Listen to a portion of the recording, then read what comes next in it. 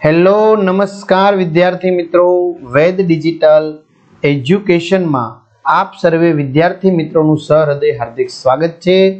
આપણી પાસે સરસ મજાનું જિલ્લા શિક્ષણ સમિતિનું પેપર છે જે દ્વિતીય સત્રાંત પરીક્ષા ધોરણ 4 વિષય ગુજરાતી અને કુલ ગુણ 40 છે। તો વિદ્યાર્થી મિત્રો, આપણે આ પેપરનું સંપૂર્ણ અને સચોટ સોલ્યુશન જોવાના છીએ। તો ખાસ ચેનલમાં નવા હોય તો ચેનલ સબસ્ક્રાઇબ કરી વિડીયો લાઈક કરો, કારણ કે તમને તમામ વિષયના પેપરના સોલ્યુશન મળી જશે, તેમજ એની પીડીએફ જોતી પીડીએફ પણ મળશે। બરાબર, ક્યાંથી મળશે હું તમને આગળ જણાવું કે ભાઈ તમે વેદ ડિજિટલ એજ્યુકેશન નામની એપ્લિકેશન ડાઉનલોડ કરો, ગૂગલ પ્લે સ્ટોર ઉપર જઈ મોબાઈલ નંબર નાખો, સેન્ડ ઓટીપી કરો, 4 અંકડાનો ઓટીપી આવે નાખશો કોઈ ભણેલ ગણેલ વ્યક્તિની મદદથી, તો પેડ કોર્સમાં તમને મળી જશે practice paper plus solution paper. Exam પેપરમાં એકમ કસોટીના પેપર મળશે, 3 થી 12 ધોરણ સુધીના વિડીયો છે, એટલે ખાસ સબસ્ક્રાઇબ કરો। 12 ધોરણ સુધી ઉપયોગી છે। તમારા ધોરણમાં જવાનું, વિષય ખુલે એમાં પાઠમાં જવાનું, એટલે પાઠની સરસ મજાની સમજૂતી, સ્વાધ્યાયન પોથીના વિડીયો પણ તમને ફ્રીમાં મળશે। ચલો, પ્રશ્ન 1, નીચેના પ્રશ્નોના જવાબ એક વાક્યમાં લખો।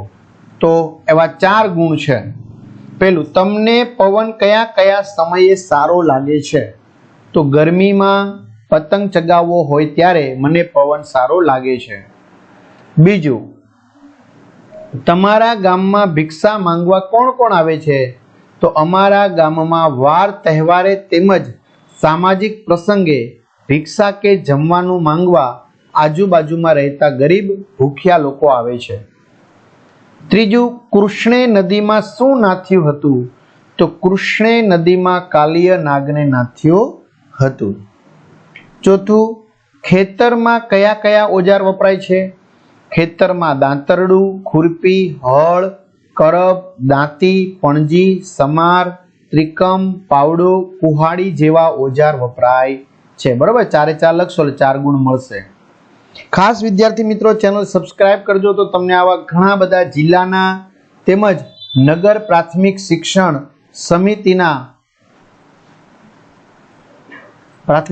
સમિતિના વિડીયો આપણે પૂરા પાડશું। પ્રશ્ન 2, નીચેના પ્રશ્નોના ટૂંકમાં જવાબ આપો।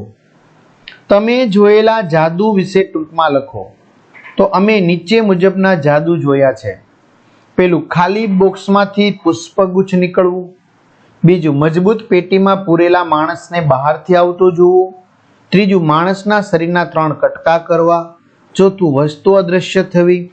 પાંચમું, આગ લાગેલી હોય એમાંથી કબૂતર બહાર કાઢવું। તમે તમારી રીતે લખી શકો છો। બીજું, ઘરમાં રમાતી રમત અને મેદાનમાં રમાતી રમતના બે નામ લખો। તો ઘરમાં રમાતી રમત સાપસીડી, પત્તા, ચેસ, વેપાર, મોબાઈલ ગેમ્સ વગેરે।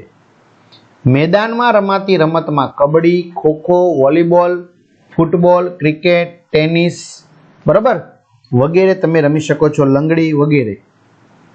તમને કયું કામ કરવું ન ગમે? શા માટે? તો મને દુકાનમાંથી વસ્તુની ખરીદી કરવાનું કામ ના ગમે। તમારી રીતે લખી શકો મિત્રો આમાં, કારણ કે તે વસ્તુની ગુણવત્તા ચકાસવાનું, રંગ પસંદ કરવો, સાઈઝ નાની મોટી હોવી, આવું ન ગમે, એટલે કે એમાં હું છેતરાઈ જાઉં છું, એટલે મને એવું ગમતું નથી। પ્રશ્ન 3, નીચે આપેલ વસ્તુઓમાંથી શું શું બને છે તે ઉદાહરણ મુજબ લખો। એ પહેલા તમારે આવા સોલ્યુશન વાળા પેપરો, પ્રેક્ટિસ પેપરો, એની પીડીએફ તમારે જોતી હોય તો આપણે જે વાત કરીએ વેદ ડિજિટલ એજ્યુકેશન નામની એપ્લિકેશન ડાઉનલોડ કરી એમાં પેડ કોર્સમાં તમને મળી જશે, કારણ કે 2.5 લાખથી પણ વધુ વિદ્યાર્થી મિત્રો એપ્લિકેશન વાપરે છે, તો તમે પણ વાપરો, તમને પણ ફાયદો છે।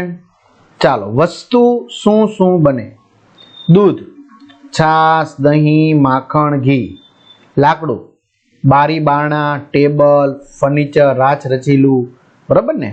ઘઉં, રોટલી, ભાખરી, શીરો, લાડુ। ચણા, ભજીયા, સેવ, કઢી, મગસ વગેરે। માટીમાંથી ઘડો, કોડિયા, માટલું, રમકડા, બરાબર આવી રીતે માટીની કોઈ પણ વસ્તુ।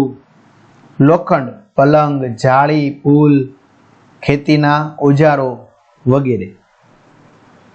ચાલો, પ્રશ્ન 4, નીચે આપેલા શબ્દોના સરખા અર્થવાળા શબ્દો લખો.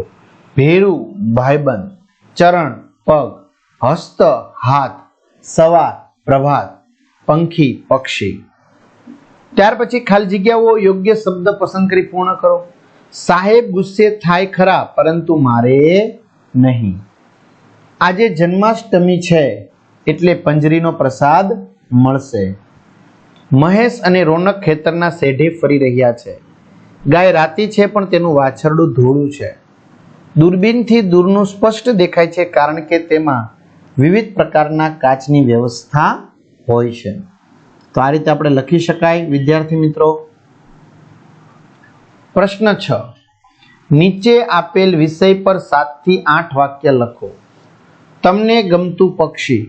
તો ભાઈ તમને ગમતું પક્ષી તમે કોઈ પણ લખી શકો છો. ચકલી છે, પોપટ છે, મેના છે, ગરુડ છે, બુલબુલ છે, કોયલ છે, કાગડો છે, બરાબર. બધાનો અલગ અલગ હોય.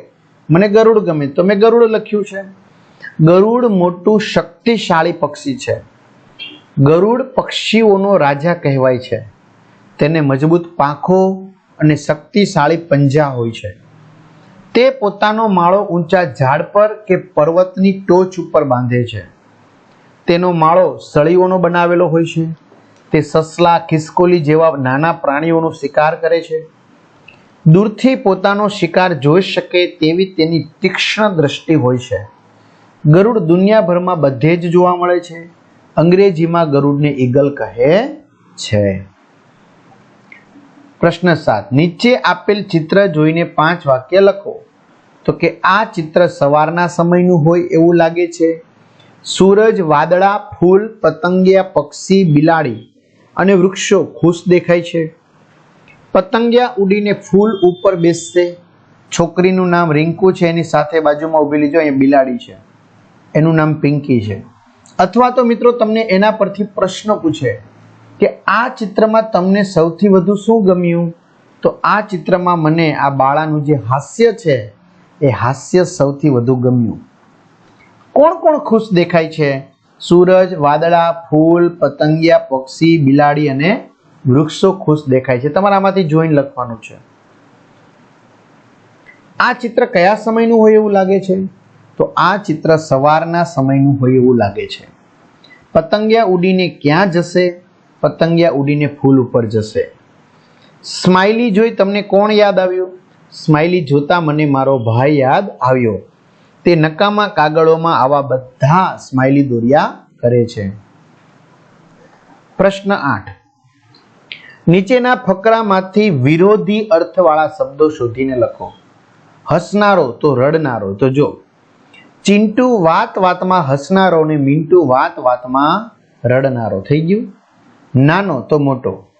મિન્ટુ હતો નાનો પણ ચિંટુથી મોટો લાગે. નાનો મોટો. ફાયદો તો નુકસાન. બરાબર. ફાયદો તો નુકસાન એ આપણામાં શોધવાનું છે. જો વહેલા ઉઠવાના ફાયદા ગણાવે અને કહે કે વહેલા ઉઠવામાં કોઈ નુકસાન નથી તો ફાયદા તો નુકસાન. મિત્ર તો દુશ્મન. મારો દોસ્ત છે એટલે મિત્ર છે, કઈ દુશ્મન નથી. મોડો તો વહેલો. બરાબર. વહેલો ઉઠે અને મિન્ટુ રોજ મોડો તો વહેલો મોડો. તો આ રીતે સરસ મજાનું સોલ્યુશન થયું મિત્રો. તમારા ક્લાસના મિત્રો દોસ્તોને ખાસ શેર કરજો. અને જે શિક્ષક મિત્રો જો આ પેપર બાળકોને રિવિઝન કરાવતા હોય તો તમે પણ એપ્લિકેશન ડાઉનલોડ કરી દેજો મિત્રો. અને 9993 45 6 45 ઉપર તમારા જિલ્લાનું નગર પ્રાથમિક શિક્ષણનું કોઈ પણ તમારી પાસે પેપર હોય તો આ નંબર ઉપર સરસ મજાની PDF બનાવી અથવા તો ફોટા પાડી અને WhatsApp કરી દેજો કે જેથી કરીને અમે આવા વિડીયો બનાવી અને બાળકો સુધી પહોંચાડીએ, જેથી તમારે રિવિઝન પણ થઈ શકે. અને આ એક પ્લેટફોર્મ દ્વારા જુદા જુદા પેપરો આપણી પાસે કલેક્ટ થાય તો વધુને વધુ પેપરોની પ્રેક્ટિસ આપણે બાળકોને કરાવી શકીએ અને સારામાં સારું રિઝલ્ટ આપી શકીએ. બરાબર. તો તમારા મિત્રો દોસ્તોને શેર કરી દેજો. અસ્તુ. જય હિન્દ, જય ભારત અને બધાને ઓલ ધ બેસ્ટ.